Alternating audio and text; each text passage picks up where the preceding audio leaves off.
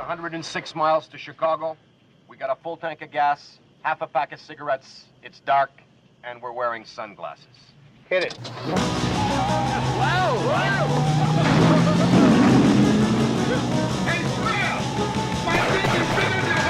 Welcome back to the Blues Brothers Minute. This is the show where we watch the film The Blues Brothers, 2 minutes at a time.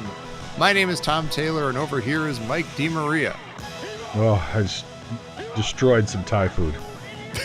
How did I know you were going to have some sort of report like that? Because you can hear his stomach through the microphone.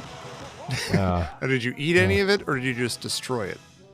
No, I took it and I just threw it on the floor and stepped on it and said, "There you go.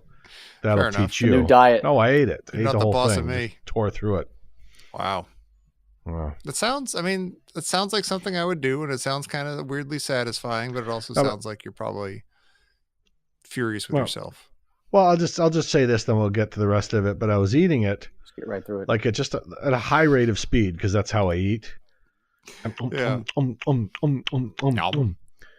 I'm watching the show Chef's Table. I don't know if Dan's probably seen it. Well, yeah, the Nap Time did a parody of it, in fact. Oh, nice. I'll post But that. I'm watching like this. It's a very, there's a real highbrow episode where they're making very delicate food, very small portions, and people are savoring it. Mm. And I'm just throwing this stuff down my throat like like I gotta go catch a train. It's like food. All right, who else is on the show for you? Who else is on the show? Oh, this guy Dan Lewis is over here. The French champagnes.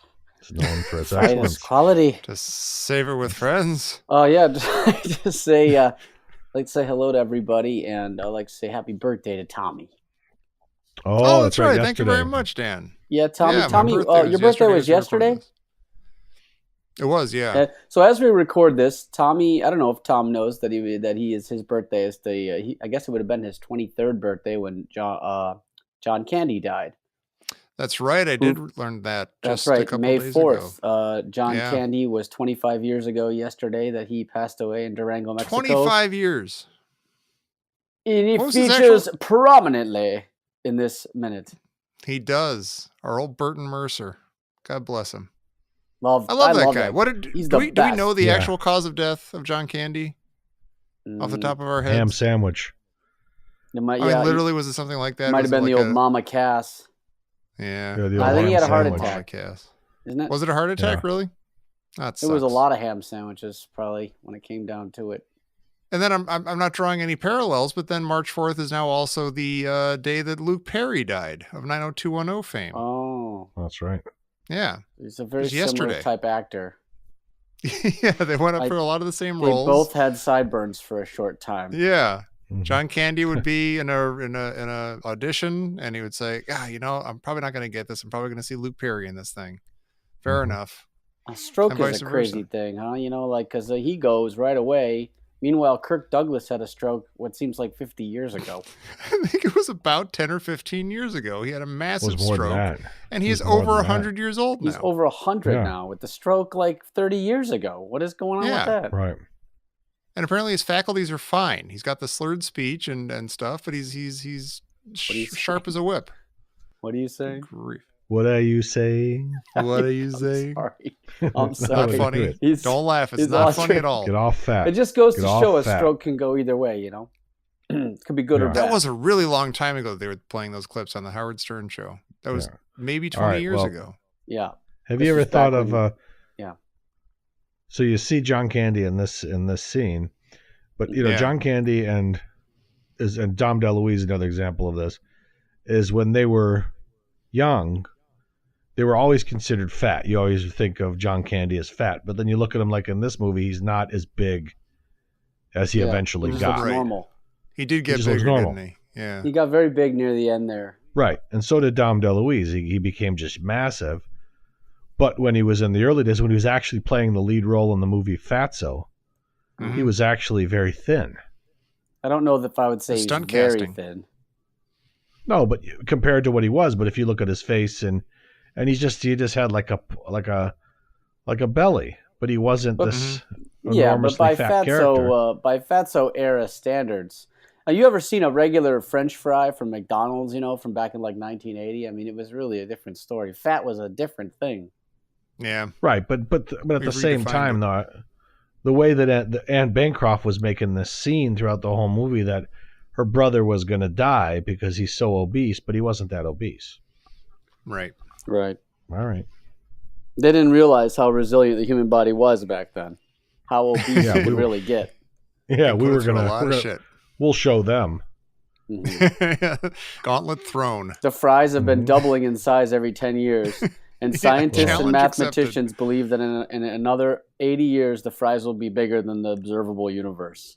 Yeah. Right. Yeah. Oh, but they're as soon delicious. as the fry gets taller than I am, that's when I quit. That's Right. when I know we've been beaten, and I'll welcome our new French fry overlords. Why don't you tell us what happens in these minutes here, Tom, so we can go around. We are bringing up John Candy, of course, because this contains the famous orange whip scene. This is the orange whip minute, you guys. I wouldn't be surprised at all if this episode is titled Orange Whip or something like that. Are we getting into that now? Or are we going to wait? We can wait. I just wanted to give a little background on why. Let me give the rundown of these minutes. Minutes 107 and 108. Mess.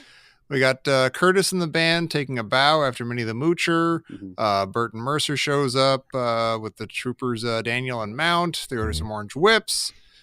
Troopers take positions around the theater, and the Blues Brothers, Jake and Elwood, finally arrive via the ladies' room. Right. And that's what we got in these minutes. Oh, wait, before we get into this minute, I do have something to pick up from minute or episode 47, last episode. The three of us come off as huge dinglings because we're debating, hey, how much is the admission to the show, to the Blues Brothers show at the Palace Hotel Ballroom? Mm-hmm. And we're going back and forth about it, theorizing about it, and it's in the fucking logo of our goddamn show. The show poster is basically the logo of our show, and it says admission $2. Oh, is that right? Yeah. Yeah, so the three of us are fools. Yeah. Me more than either of you, because I made it's right in the logo. Yeah. Right. Yeah. So except for because it's ladies' night tonight. Oh, that's true. That kind of throws it off. Yeah, it's $2 for most get people. For free. Yeah. Mm. It's cutting into their bottom line. Right. As Curtis and the band are giving their bows and everything, they start off still in their white 30s suits and everything, and stage setup and everything. Suits. And then eventually cuts back to them just as they are in reality and stuff. And this reminds me of, have you both seen Manchurian Candidate? And there's that extended dream sequence. Have you ever seen that? It's been a long time. The remake with the original. No, not the goddamn remake. Okay. Bill Parker, not that Mother Scratcher. But yeah, there's like this not a dream sequence, but it's like, they've all been brainwashed and they've all have these weird messed up memories of like this, in reality, they're being displayed as these brainwashed killers in front of all these communist leaders and stuff. And the one guy shoots the other guy and stuff. But in their memories, it's like a garden party meeting, like a garden society thing with all these ladies in big hats and stuff. But it keeps like cutting between, like, sometimes they're in the communist place, but with the ladies, or sometimes they're in the beautiful garden place with the communists and stuff. Right. And every time I see this part, I think, oh, what if like Curtis was in his like Blues Brothers suit, but the band was still behind him with the white 30s stuff and everything, the zoot suits and stuff and all the shininess, and vice versa. And yeah, that's what it makes me think of. All right. Well, it does. This does sort of answer a question that we discussed before, which is whose head is this in? And Mike might have brought this up, but the fact that they go back to the original clothes, which I'd forgotten about. So they start out with the original street clothes, which in Cab Calloway's case is not really so bad. I mean, he already looks pretty good. But anyway, they go to the white suits and he goes to the white suit and they have those tuxedos, and they go back to the regular suits. This sort of suggests that it was in their head. Yeah. Well, yeah, it is. Oh, yeah. It's in Curtis's head. Yeah. Yeah. Because in his mind, he's going back to his glory day, and he's remembering when he used to, had the zoot suit on and command the room. It's a nice gift. Yeah, with the platinum wheels. With the platinum wheels. Yeah, and then we get John Candy coming down the thing with troopers Daniel and Mount. Yeah, a whole regiment of highway patrol. Right, to pick up some. Now I have to be. they are after them because of the crash up with the good old boys on the Illinois Indiana state line. They got him on Skamods. They got him on Skamods, and then that escalated because of the thing in Indiana. Yeah, when they all smashed into each other. Also the mall. And the mall. I mean, that was okay. They've got reasons. If that happened to a mall near you, it would be an enormous news story. It'd be a story of the year. Yeah, I mean that would get on national. It'd be a national. It would be not international, but it'd be a national manhunt, or maybe at least you'd definitely be. You'd be public enemy number one. You'd be shot coming out of a movie theater or something. Yeah, coming out of the Palace Hotel ballroom. Yeah, so I think that's what really put him on the map, Tom, is that first. Yeah. And then you got Candy coming down, but he's slowing him down. He says, you know what, I haven't even heard these guys sing yet, all right? Right, we're here. Right. Yeah. It is ladies' night. I think we did pay the $2. Right, none of us is ladies, so we had to pay the $2 each. Yeah, now you may bring up a good point, Dan. Did they have to pay $2 each for all the troopers? They just barge right in. Yeah, it could have been that they put it on. They use the precinct's petty cash account. Right. That could be. Mm-hmm. Yeah, either they flashed a badge or just used the petty cash, or but either way, it seems like it's going to cut into the Blues Brothers bottom line again. Right. God damn it. Oh well. Or was it like with when Blazing Saddles, where they put up the toll booth to slow down the wrestlers and muggers and thuggers, and hornswogglers and Mexicans.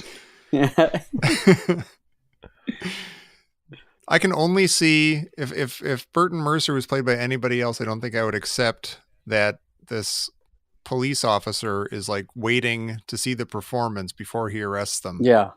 Yeah, it's like a very John Candy type, Yeah, and we know he's kind of a character, this Burton Mercer, right? Yeah. Yeah. He's always sort of been impressed with the Blues Brothers. You like the West Addison bit and stuff, and he's got a little twinkle in his eye for the old Blues Brothers. When they blew up that building and stuff. Yeah. Yeah, and they killed all those people by accident. Mm-hmm. Yeah. They've killed many people. That's got to be a violation of Jake's parole to be driving through a mall and killing people. Right. Yeah. They're still trying to identify that burnt up body in the gas station. Mm-hmm. As soon as they figure that out, that'll be on them. Yep. Yeah. Well, also you got I don't know whether it's Troopers Daniels or Mount, but I did finally figure it out. He goes okay, and then he uses the old double negative. They ain't going no place. Yeah. Right. Now that is Trooper Mount. If Trooper Daniel had that line, would he have said they ain't going no place? What do you mean? They ain't going no place. You know what I'm asking. I don't. Oh, is this a race thing? My hey, wait a minute. Wait, just 1 minute. You're not pinning that on me. No. What are you talking about? Just saying the way that the filmmakers portrayed the guys. All right. Yeah. Is the black cop, does he have to say they ain't going no place? Right. Yeah. It's the double negative. But I had nothing to do with color here. And I'm going on record right now. You are not going to besmirch my name here on this. Who's besmirching your name? Nobody said anything about what you sit down on your cell phone, Mike. We said that all right, I did.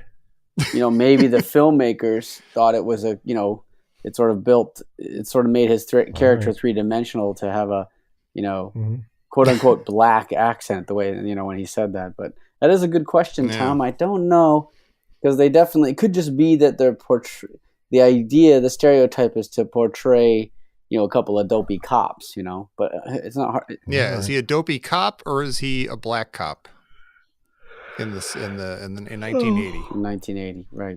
Mike doesn't care. Mike goes from angry to yawning very quickly. Yeah, we're only a few minutes into this one. It ain't cool to be a jive turkey so close to Thanksgiving. Yeah.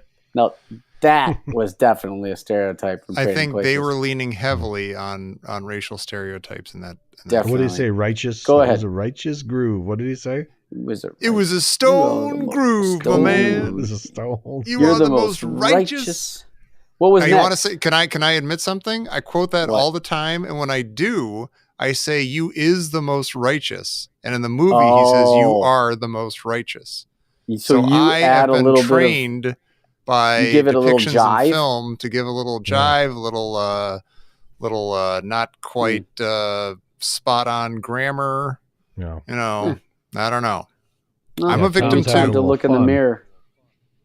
He's having a I'm little having a fun at ball. a whole race of people's expense. I'm trying to defend them. I'm trying to point out that they have not always been done. You're digging, Tom. Dealt Just stop while straightly you're- with like in the right. Yeah. Jesus. Okay, let's talk about the Blues Brothers. There are subtle Tom, differences. you What? are definitely far from being a stone groove, and you are decidedly unrighteous. I've been waiting for you, Billy Ray. Okay, there's a weird, subtle difference between the version of the movie that we're watching, the extended version, and the real movie. In the real movie, they cut right from this scene of them saying, "Hey, let's stick around and watch the show. I've never heard these guys play." They cut right to Jake and Elwood busting through the window into the ladies' room, and then they cut from that to the orange whip thing. Whereas in this version, it goes them talking, and then you see a bunch of shots of like cops going around the place, taking up positions, and then they go right to the orange whip thing, and then they go to the ladies' room. Yeah, so not only do they have extra content, but they actually rearranged everything. Yeah, they slowed the movie the hell down. If you watch I've been watching our clips, and then I watch like the regular one. I'm like, oh my god, this is a nice zippy film. This is great. It is. Yeah, it's once again, the original is far better and more streamlined. Yeah, with this sort of nonsense. I agree. So we just need to know that there's cops covering the exits. Yeah, we don't need. He just said, "Go cover the exits." Yeah, we can the theater of the mind. We'll picture the cops at the exits. It's cool. I love the timing of when you cut to this empty table and Burton Mercer and both the cops sit down at it, and just the pacing of they sit down calmly, and then a good solid 4 to 5 seconds go by of nothing. He goes, "You want an orange whip?" Just the timing of it is perfect. All right, and I got an observation on this. Oh, beautiful! I think that's ad-libbed. I think you're probably right. It is. I think he sat down and he said, "Okay."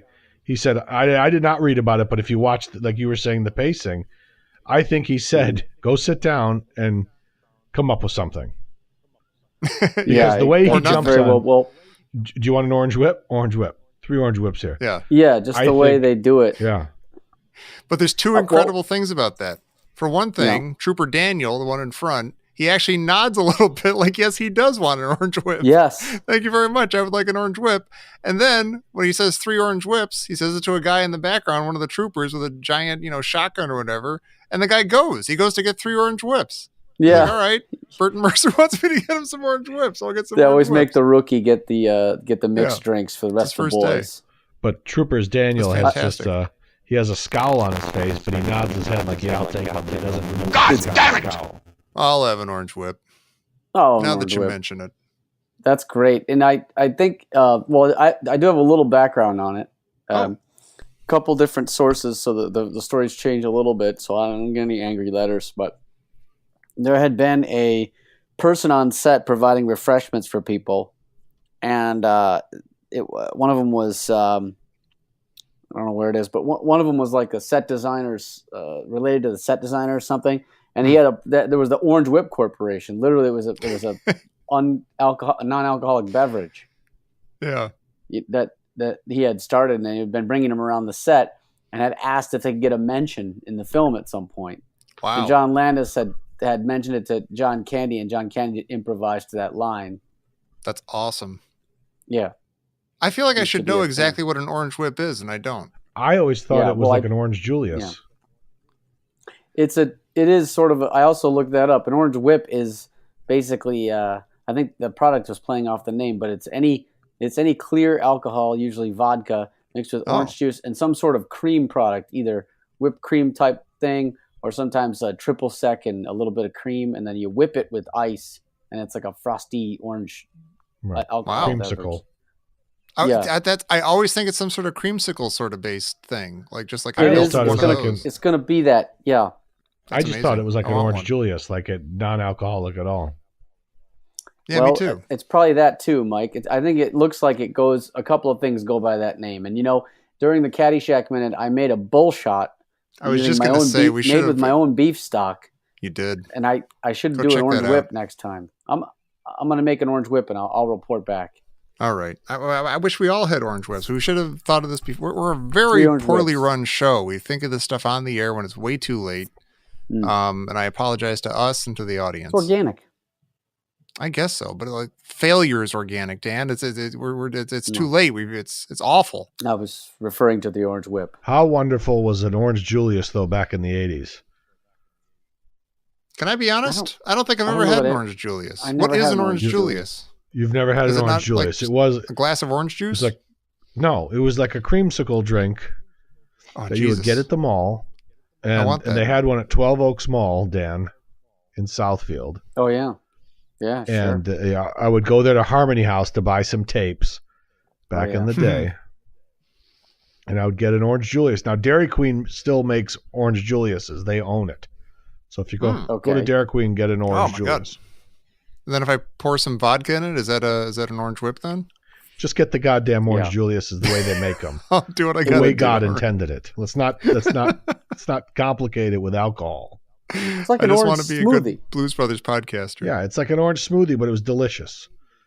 Yeah. See, that's what I want an orange whip to be. I want it to be a smoothie kind of thing. Yeah. That you drink with a straw. It's like a creamsicle. Look it up. Orange Julius. Look it up. All right. Plus, it's named Julius. It's fantastic. Yeah, it was good. I love it. It's fantastic. Kelp, as mentioned before, from Nutty Professor. Julius Kelp. You know him as Professor Frink now. He'll make you laugh. He'll make you think. Right. Yeah. Does it make you guys at all anxious when the band is just standing there for like 5 or 10 minutes doing absolutely nothing in front of this 5,000 person crowd? That silence. That's very strange. Like nothing. Like Willie's not just doing a little thing on the drums. Like nobody's playing anything at all. Like any kind of filler or anything. Like just it's like do something. Is that the only song they're going to play with Cab Calloway? It's like, let's just keep going. We've been stood up by these two goons. Yeah. Cab Calloway must have one other song. Let's do a full set. Yeah. Recite some poetry, something. It was 1937 and Spain was racked by civil war. Skeletons. Stretch. You got to stretch. Good night, everybody. That's a mighty win, folks. Yeah, that's a great one. Orange whips. The ladies in the ladies' room don't seem to notice the sound of the window being broken. They don't react until the Blues Brothers are actually in there. That's part of the gag. There's a lot of women in there. There are. It's a very busy ladies' room. Part of the gag. Or powder room. All right. Forget it. Yeah. Forget I tried to discuss the movie. Why am I even here? It's my birthday, goddammit. You're being mean to me. What'd you do for your birthday, Tom? I watched Breaking Away with my son and wife. It's the first time he's ever seen it. Oh, jeez. He mostly cared. That's a good... What are you OG'ing Breaking Away? That's a fantastic Because it's like the perfect family scene. Yeah. Yeah? All right. Sorry. Yeah. It's annoying. I didn't mean to have a nice time with my family on my birthday. Right. With my son. I watched Breaking Away with my son. Yeah. Lollipop We held hands the entire time. We shouted refund in unison. It was beautiful. We punched each other's clocks because we called each other shorty. It was fantastic. God, that's such a good movie. What'd you get though? What'd you get? I don't want to tell you. You're gonna say that I'm too well structured and that everything's lollipops and roses. Sam and I, my son and I, for my wife's birthday a couple of years ago, we began the tradition of just giving a week's worth of kind of low key gifts for like the week, like one day every week. It's like a gift Hanukkah. I don't know what I'm trying to say. Every day of the week. Yeah, it's kind of like gift a birthday Hanukkah. Yeah. So I've gotten a bunch of little dumb stuff and some fun stuff. I got a Star Wars puzzle. I got a one of those like Funko, head things, like kind of fat head kind of figurine. Get things any adult Morty gifts? from Rick and Any Morty. adult gifts at all, or not yet? No, I haven't gotten any. Oh no, wait, that's not true. I got a pizza stone for the grill. Oh, that's good. Oh, so I can make pizza on the grill. That's a good dad gift, right? Yeah, that's a good one. Mm-hmm. Yeah, and I had a bunch of dumb treats, cake and stuff. I did today at work. I think I told the story on the Caddyshack Minute of being furious at this guy on my birthday one day because I was going into work. I was like, hey, it's my birthday. I'll bring in donuts for my birthday. And it turns out it was like Pulaski Day or whatever. So as I'm walking in, I'm carrying like a Dunkin' Donuts box, and this older guy is walking in with me. He's like, oh, you should have brought in punch keys. I'm like, I'm going to punch key you. It's my birthday. I don't want punch keys. I don't even know what punch keys are. It's Fat Tuesday. What is it, Fat Tuesday? That's what it is? How do you live in Chicago and not know what punch keys are? I don't know. I just know donuts, and I know my birthday. I'm not like, it's my birthday, so I'm not like, flipping through the calendar. Oh, what else is happening? Jelly donut? Is it Fat Tuesday? Yeah. It's like a jelly donut, and they have it on Mardi Gras, which is, I guess, French for Fat Tuesday. It's fine. It's good. But, I mean, I was furious at this guy for suggesting that I did the wrong thing for my birthday little dumb celebration in my office. Well, like, for God's sake, just get out of my way and let me have a donut. It's my birthday. Leave me alone. Where it gets in the way. What? Once a year, once every 7 years, or something. Punch keys were all over the office today, just all over the place. Yeah. Yeah. So that was the point of my story. I was boycotting them in my heart because somebody brought them in, and I was like, you know what? Fuck those things. I want a donut. And I ate like an idiot yesterday anyway. I was trying to be smart and good. I'm like, you know what? Finally, I was like, I'll eat half of one of those things just to show them, just to show those punch keys or whatever that they're not the boss of me. Yeah. And I ate one. I was like, this is fine. It's not a donut. It's not as good as a donut. It's a little bready for my taste. It's not as fluffy and confectionally and delicious. And donuts are perfect. It was fine. Yep. Oh, well. Yeah, that was today, though. Today's Fat Tuesday. Today. Yesterday was Goonie Nerd Monday. Yeah. Mook Monday. Yeah. What's a Longshanks? Longshanks giving. Night of the Longshanks. Yeah. But no, I'm having a nice time. Right. Being nice to myself. Not having a big bash or anything like that. I'm just hanging out and having a nice time. Yeah, he's being kind to himself. He's taking care of number one. Yeah. One of these times I'm going to plan something special for my birthday. Usually it's always very nice, but I do the, I'll do the thing where I like to cook, some ribs and just have some people over. Oh, sure. And just like to drink lots of nice wine. And maybe they'll bring me a couple of, maybe they'll bring me a bottle of bourbon as a gift. Maybe, we'll just have a nice little time there. But it's never that much. But one of these years I'm going to go, let's go to, the water park or something, like the old days. Ooh, yeah. Right. That'd be nice. We should say I'm going to be in San Francisco at the end of this month near my friend Dan, my friend and co-host Dan Lewis. And in my head, that's partially, like late birthday gift celebration stuff. Well, it means I got to get something for Tom. Like a toy or that's what I'm hinting at. Yeah.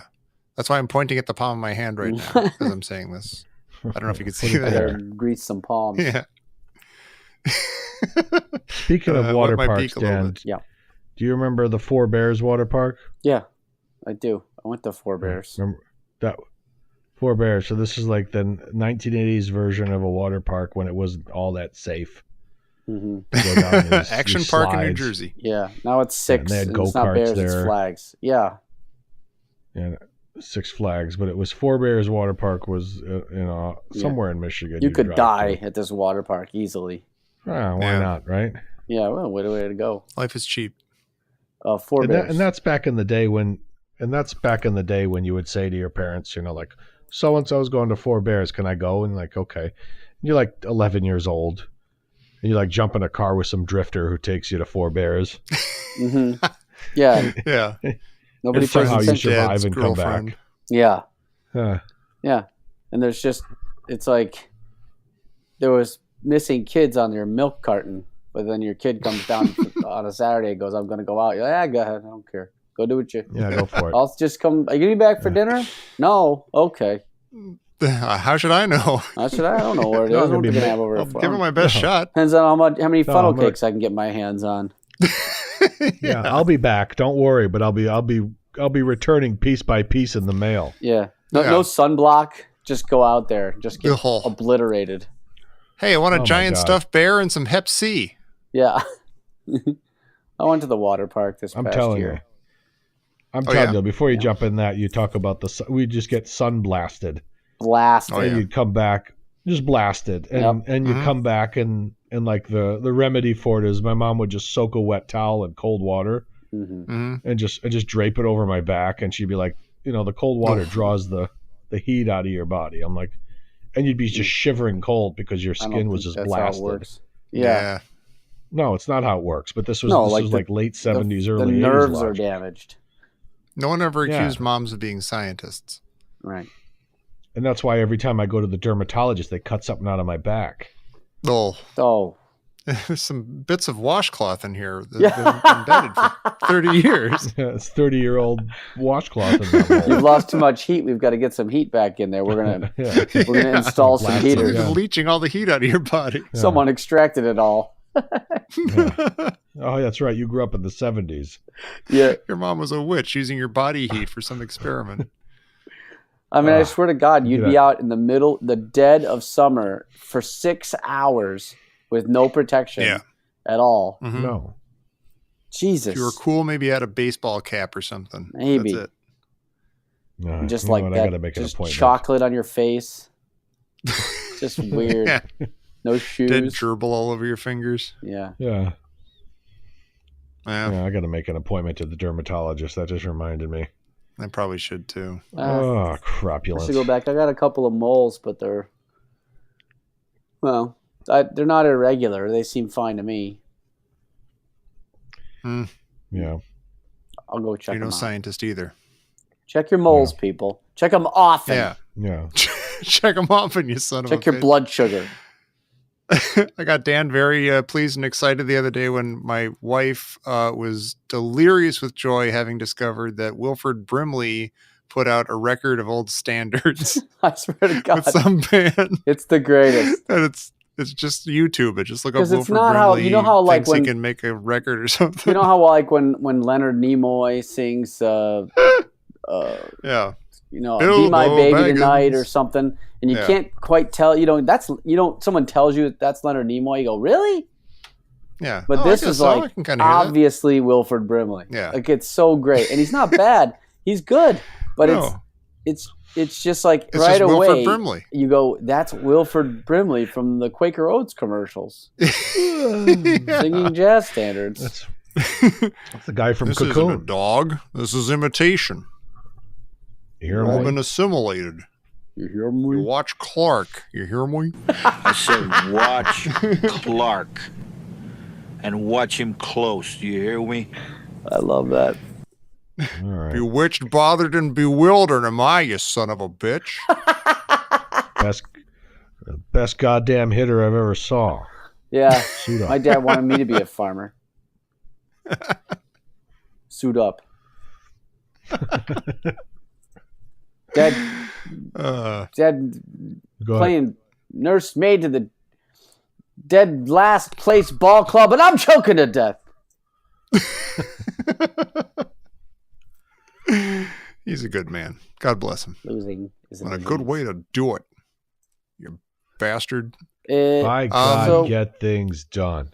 When they, in the big entryway there, or rather in the, I don't know what you'd call it, it looks like the lobby of a movie theater. I mean, there's a movie theater here in Oakland that the classic old movie theater looks just like this. But oh wow, where they had come from, of course, the ladies' bathroom, which has like 50 ladies in it. Some of which are just at sinks, just standing there with they're not going to the bathroom or anything, but they run out anyway in complete and total fear. Right. When they come down the stairs, there's a sign pointing up toward that room, and it says powder room. Right. Yeah, like that's what ladies' rooms used to be called, powder room. Yeah. Yeah, you gotta go. Is that literally because they're going to powder their noses and put makeup on and stuff? Well, I think Belushi was known to powder his nose occasionally. I think that's what he was. That's why he went up there. He's like, oh, they got a powder inside room of his nose.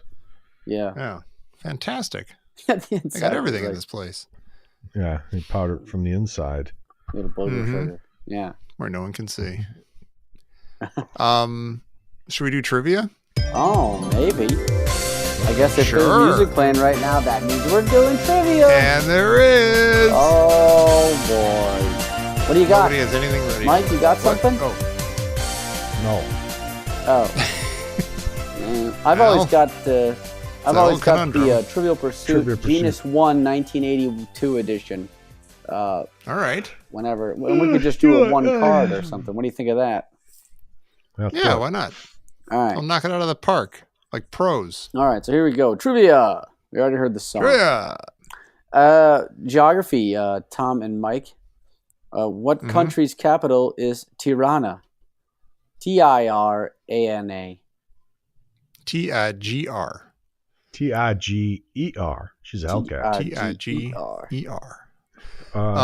I will say I don't know. This is a good Genus 1 question. Say it again. The name. This is a classic Genus 1 question. What country's capital? Does that mean that the answer is no longer is Tirana?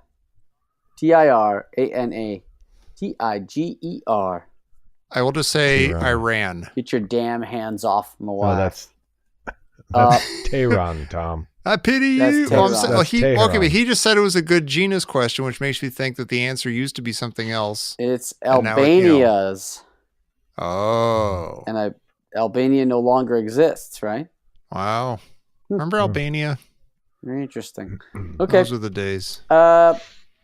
Wait, did you already get this one, Tom? Who sang the theme song to The Spy Who Loved Me? Oh, who sang it? That was Carly. Carly Simon. Carly Simon is right. Nobody does it better. Okay. All right. I don't think we did have that one.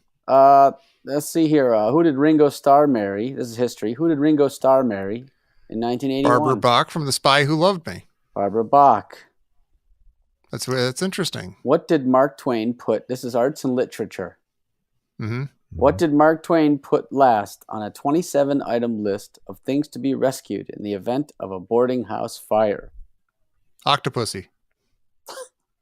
Oh, no, I thought it was like a theme card, like it was going to run straight through. Right. Like, okay.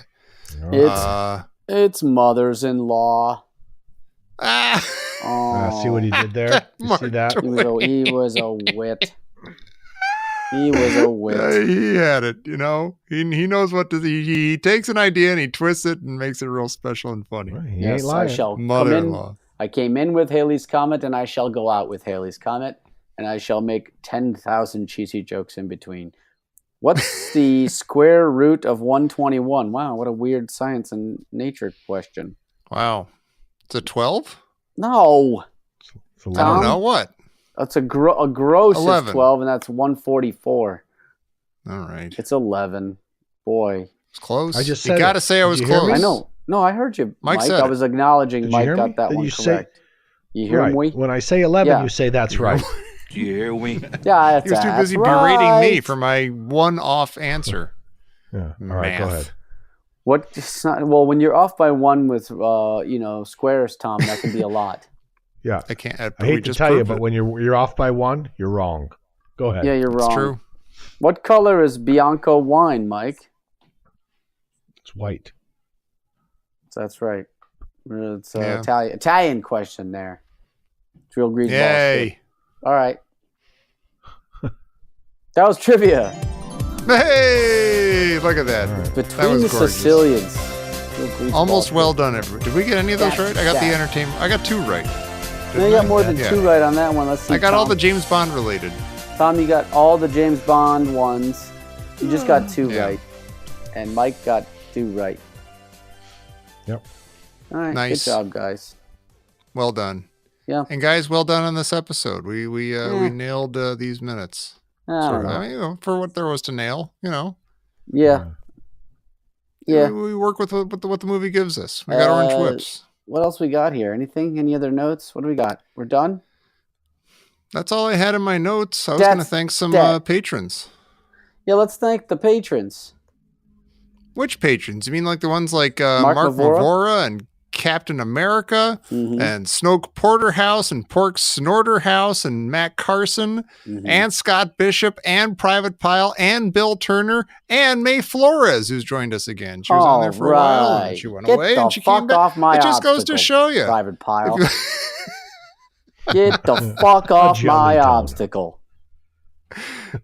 Are you fucking kidding me? You can't do one pull-up. A jelly donut. A jelly donut. Lee Irby sort is of an awe. possibly the greatest performance in the history of cinema. Ow! Ow! Oh. Ow! That's a good movie. Sound off like Anyway, you and so got is a the Blues pair. Brothers. If you want to hear more about the Blues Brothers, you know what to do. Visit us on Twitter. Visit us on Facebook at the Blues Brothers Minute Listeners Hole. Find us on iTunes, wherever you find podcasts. Oh, including the Himalaya podcast app. We're new on there. What? Go check us out over there. Find us on YouTube, and whatever you do, for the love of God, come back next week for the next couple of. Oh my gosh, next week is a big marathon because we've got the way the minutes land. We got 2 musical numbers. I'm already next training week. for it. I got a musical number for you. Oh, Yeah. What a nightmare. This is my rifle. This is my gun. This is for fighting. This is for fun. Yeah. Look it up. Look it up. That's All right, and look yourselves up right here on the jelly Blues donut. Brothers Minute. Tom's 48 years A old. jelly donut. I deserve a jelly donut for my 48 Today's years. jelly donut day, right? Because it's punch. It is jelly donut today. Stop it. Punchkies. I would love it if it were. Hey, you scratched my ankle!